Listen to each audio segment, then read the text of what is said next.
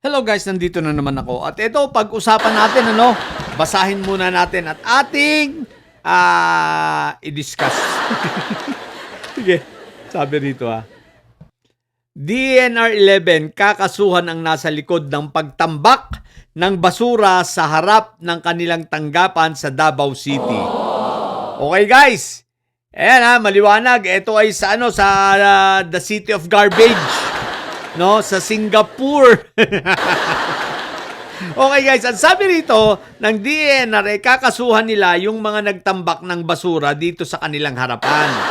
Pero alam naman natin na ito ay iniutos nung kanilang siraulong mayor na may sayad, na walang iba kundi si Barbie. Inutusan sila ni Barbie na ang sabi magtambak kayo ron. Di ba ga? Ngayon, ang mga nagtambak rito, iba't iba. Siyempre, yung mga didilis, Yung mga citizen na mga didilis at hindi mga empleyado ng munisipyo. Ito ang problema, guys. Ang tanong, tutulungan kaya sila ni Barbie kapag sila ay kinasuhan ng DNR? Itong mga nagtambak rito, ng mga didilis, siyempre, may mga CCTV yan, madali i-identify yan, Ang tanong, tutulungan kaya sila ni Barbie Basti nila? Kasi dapat lang. Kasi ang nag-utos na magtambak dyan, walang iba kundi si Barbie. Si Barbie ang may pakana niyan at may pasimuno niyan. So dapat, tulungan sila kung sila ay kakasuhan. Kaya magtanong kayo sa lahat ng nagtambak rito ng mga didilis. Punta na kayo kay Barbie. Pero huwag kayong pupunta ng umaga ro kasi di nyo aabutan yon.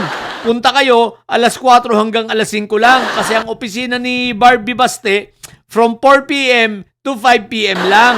4 p.m. lang yan Tandaan ninyo mas alam ko pa sa inyo kayo taga Davao. Taga City of Garbage kayo, imposibleng hindi nyo alam yan. So ngayon, pupunta kayo ron, tatanungin nyo siya, Mayor Barbie, tutulungan mo ba kami kapag kami ay kinasuhan na ng DNR 11? Kasi ang DNR nagpahayag na magkakaso. Tutulungan niyo po ba kami? Sapagkat siyempre utos niyo ito di ba? So tanungin niyo ngayon itong si Barbie kasi si Barbie wala yang isang salita. Puro yabang lang yan. Pero kung ikaw naman ay lalaki at may itsura ka, ikaw na ang lumapit. At sigurado tutulungan ka niya. Ngayon, kung ikaw ay babae at medyo may itsura, huwag ka nang pumunta. Bakit? May insecure yan. So, pupuntahin nyo dyan yung may mga dating yung mga lalaking mga didilis. Kasi pag mga hindi kayo papansinin yan.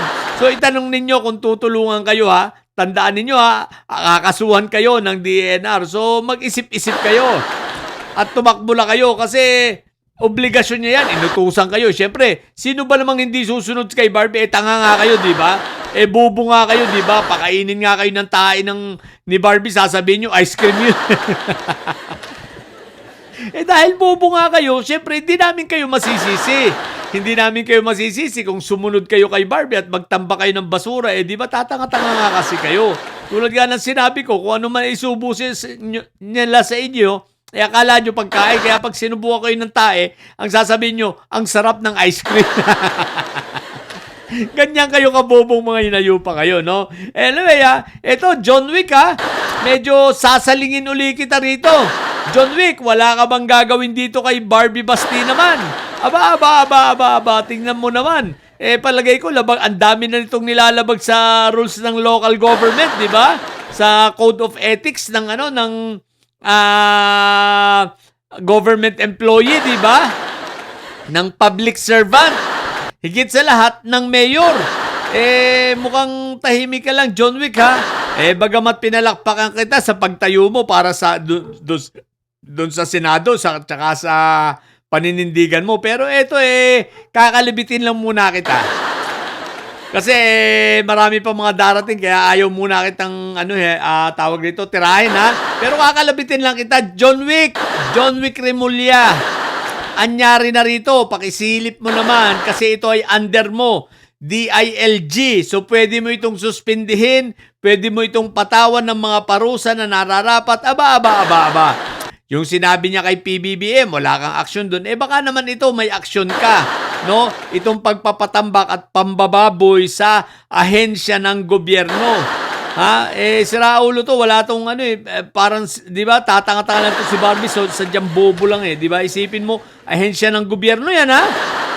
DENR. O, di ba? Galit, nagsisiga-sigaan na naman dahil sa ipinasara yung landfill dahil sa non-compliance, kaya may namatay. Tapos magsisiga-sigaan na naman ito si Barbie.